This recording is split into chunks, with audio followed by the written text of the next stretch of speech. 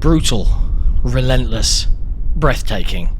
These are just some of the words that come to mind as I sit down to try and describe my recent experience in playing through Senua's Saga Hellblade 2. The team at Ninja Theory have achieved what many considered impossible, combining a level of visual fidelity not seen on console before, paired with a level of immersion and a sense of place that is, as of now, unmatched in video games.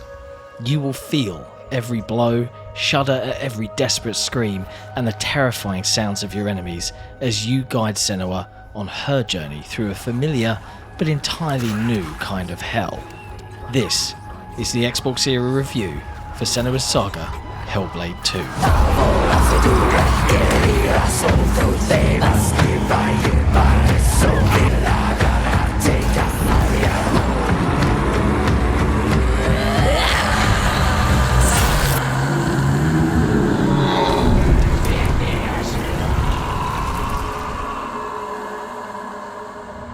The first game was a very personal story for Senua, dealing with her past, her curse, and how she fought against the influence of the darkness within her. The overall story here told in Senua's Saga Hellblade 2 is far grander and broader than that of the first game, and while we still deal with things on a very personal level for Senua, there is far more here at stake. You can rest easy, however. I won't spoil the journey ahead. Everything I'll show here will be mere snippets across this 8 or so hour long adventure, and there'll be no real hints as to what's to come beyond what you've already seen in trailers for the most part. All I will say is that the Northmen have their own problems, as Senua will discover, for their land is plagued by giants. The Northmen, with particular focus given to slave master Thorgesta, hail from Iceland, and it is here, surrounded by these incredible sweeping vistas, twisted rock and the unrelenting elements, that Senua must travel. The country is dark and beautiful, but also brutal and unforgiving. It is as much an ever-present character throughout the game as Senua is herself. Senua's journey starts at sea, where she has allowed herself, and indeed some of her kinsmen, to be deliberately captured by these Northmen tribes. The same men that killed her beloved Dayone in the first game have been raiding her village, taking and enslaving her people. Her goal is to get to the root of it, the source of these raids, and end them, no matter the cost. We can't go too long into this without mentioning the visuals on display here.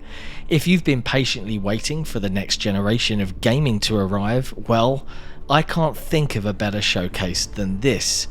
The world of Senua's Saga Hellblade 2 is utterly jaw-dropping to look at, all rendered in stunning detail using Unreal Engine 5.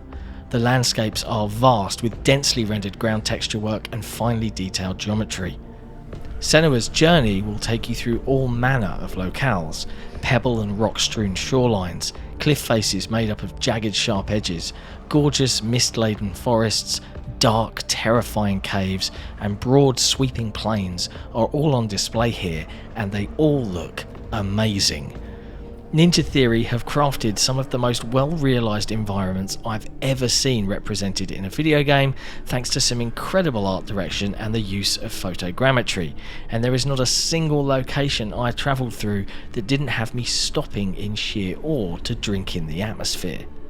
Senua's Saga Hellblade 2 stands as a genuine showcase of incredible graphical fidelity. The art direction and dedication to overall atmosphere is on another level, and I can't think of another game that even comes close to this degree of hyper-realism. This entire review has been captured on Xbox Series X, running the game on my 86-inch LG TV. Ninja Theory have worked miracles here.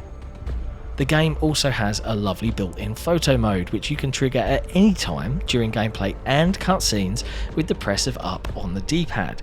You can add filters, make fire or waves retain their animations, and even add additional light sources.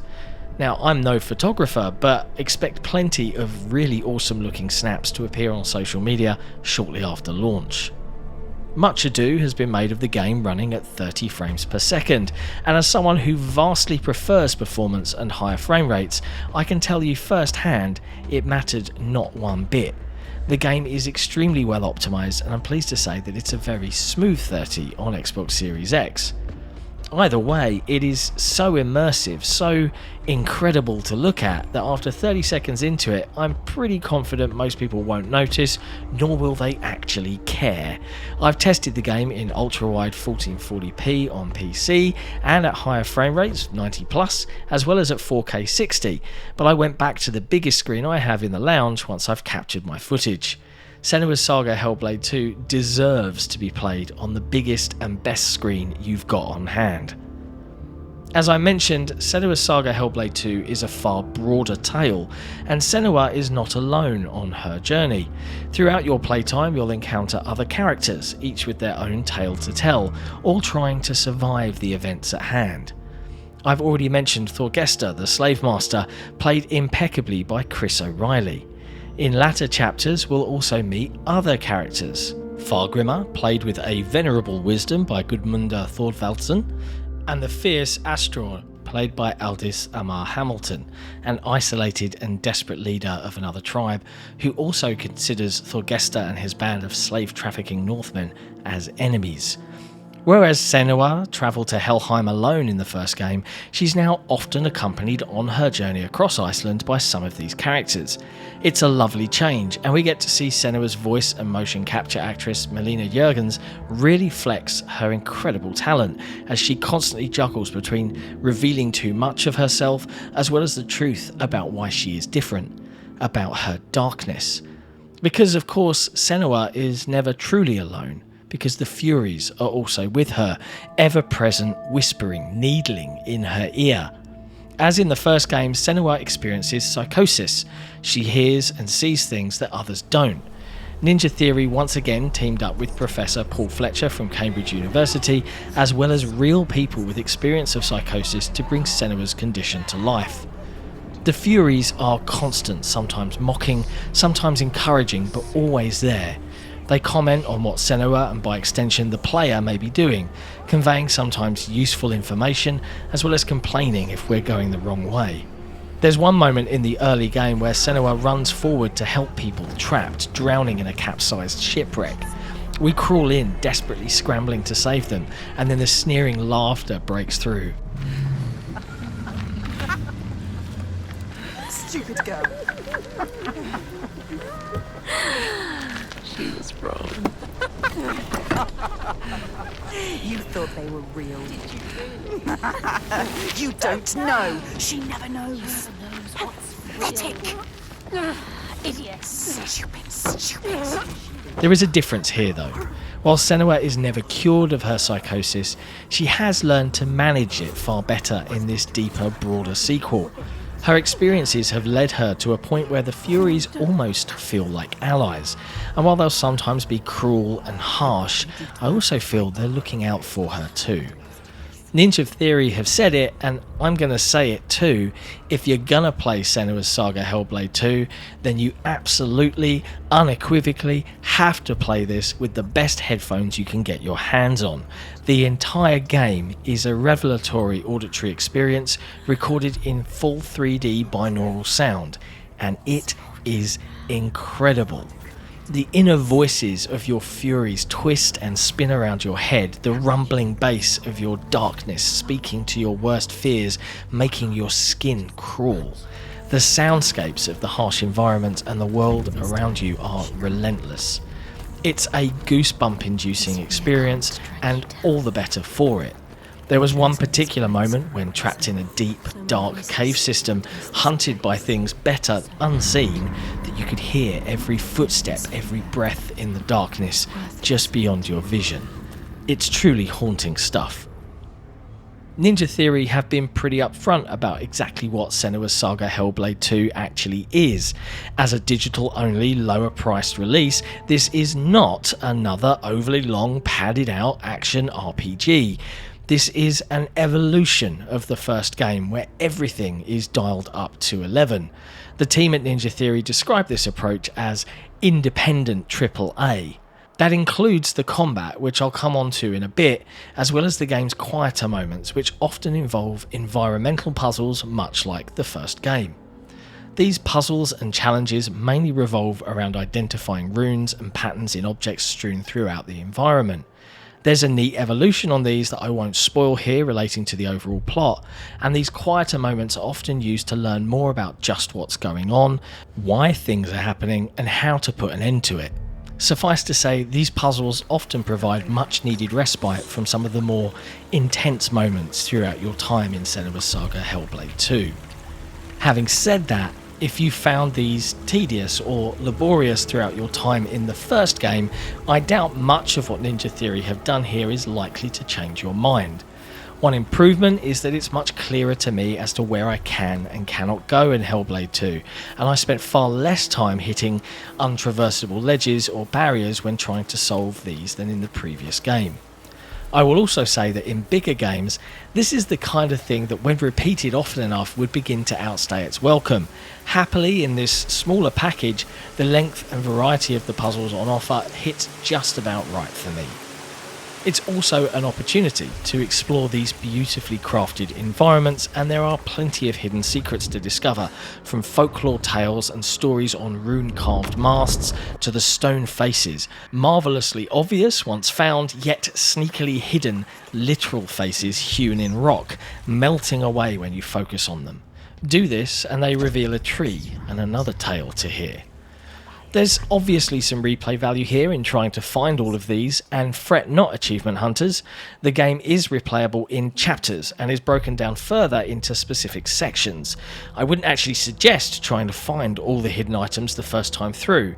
There's something else that becomes available to you after you've finished that can alter following playthroughs, and you may want to try that out to see what's different.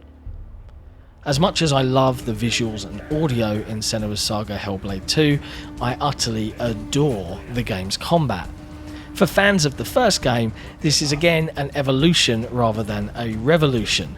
Critics of the first game's combat may want something deeper, but personally I found it to be immensely satisfying in a number of crucial ways.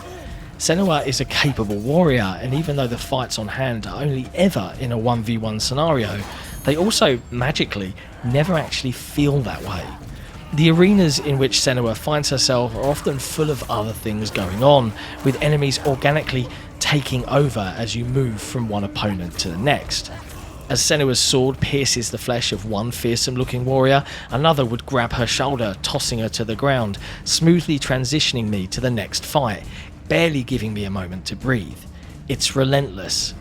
Senua has a light, quick attack on X and a heavy attack with the Y button.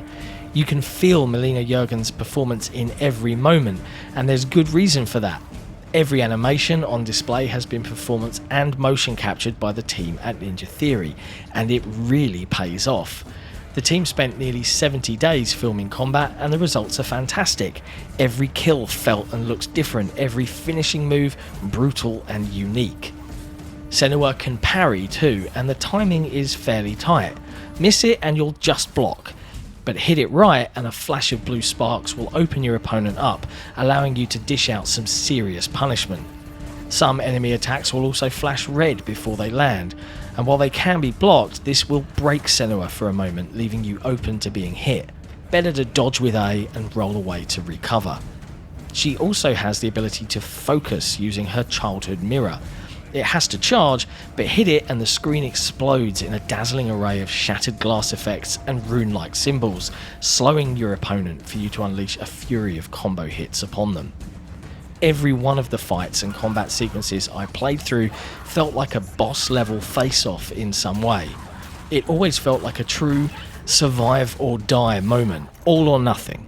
It's the only time in my entire gaming memory that I can remember being so in the moment I let out some sort of animal war cry during a particularly intense sequence. Sitting in the dark late at night, headphones on, genuinely screaming as I swung my virtual sword. It is so utterly immersive that I felt like I was there. Despite the backing of a company as large and as well funded as Microsoft, Ninja Theory have, in my opinion, nurtured their independent spirit and kept it well and truly alive in every facet of Senua's Saga Hellblade 2. Yes, they can and have done far more than any struggling indie developer could likely achieve, but the heart of Senua's Saga Hellblade 2, the sheer ambition of it, is something to be applauded. It doesn't waste your time, and it exceeds its goals in every conceivable way, delivering that true next-gen showcase that Xbox fans have been waiting for. In an age of ballooning budgets, job losses and studio closures, this is the kind of thing I'm here for. I do hope the game is recognised for what it is, rather than for what it isn't. It's brutal, it's breathtaking, it's brilliant. If this is independent AAA, sign me up for more. Thanks for watching. If you enjoyed our Hellblade 2 review, be sure to hit like, hit subscribe, and if you really love what we do, you can support us directly on Patreon. Head to patreon.com/XboxEra to pledge your support. And we'll see you next time.